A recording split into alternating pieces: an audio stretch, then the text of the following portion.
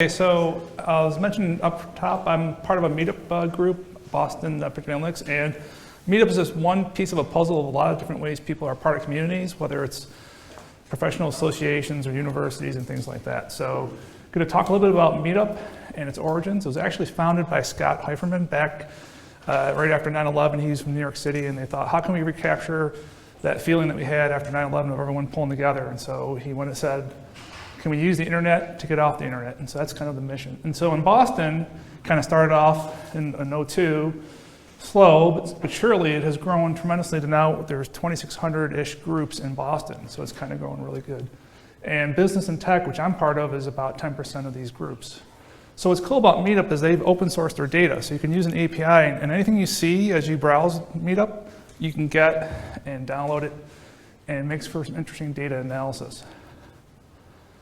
So one thing that you can pull is category information. So there's about 35 different categories on Meetup, from careers in business, dancing, food, drink, hobbies, and so forth. And some of them are common across all cities, like every city's movies and things like that. But what I did here is I took a fingerprint of Boston. The biggest groups are tech, business, social, and I did one of San Diego, the number of groups. And you see it's a little bit different fingerprint. And so here with the delta, you see Boston is a little bit more on technology and books, whereas San Diego is more on healthy. Here is a scatter plot of business and tech with family. Cambridge, very high tech. Up here are their bedroom communities like Brookline, Worcester, and things like that. So kind of an interesting way to cut the data from Meetup. So what's happened locally is some of the groups that are older, like Python, have become so big they've started to grow branches, learning Python, Django, and PyLadies, and things like that, which has been great for the local community.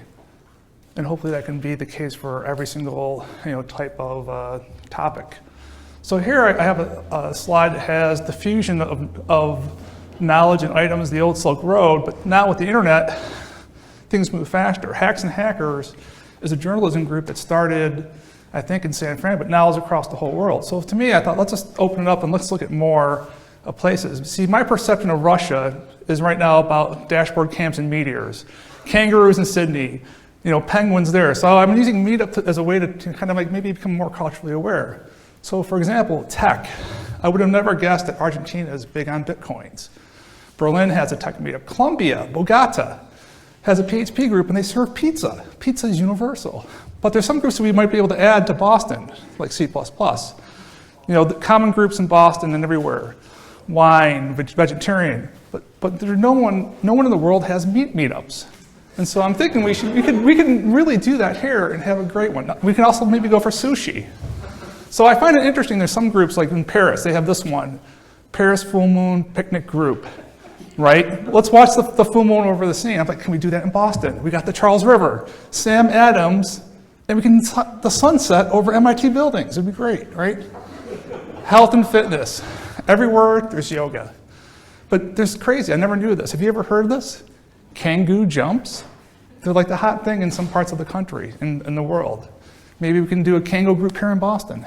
Games, Scrabble, chess, Dungeons and Dragons, universally popular everywhere around the world. Backgammon, maybe we can do a backgammon, Hong Kong, backgammon. Euchre, have anyone here heard of euchre? Right, it's a card game, very rare. Music and dance, salsa is so popular around the world, as is swing. But one thing we lack here in Boston, 80s and 70s music. Maybe we should start groups with that kind of, and also country dancing. So there's an opportunity here to kind of import more culture. Sports and recreation, I was surprised. All the tennis, volleyball, badminton's huge everywhere. It's crazy. But what about roller derby? Or here, gun fun. Does Boston need a gun fun group? This is from Hawaii, that surprised me. And business, I was surprised, like Startup Chile. Chile has one of the biggest startup communities in the world, 5,000 people almost in Chile. And here's one, Paris. They have not just networking, they have soirees. We could have soirees. So it's interesting, you take some of the data and you can compare cities and get the fingerprint. Here I'm showing Boston versus New York and Silicon Valley. Boston's a little bit lower on business. So it's kind of like, well, does that mean anything or is that fine? So that's what this data can help with.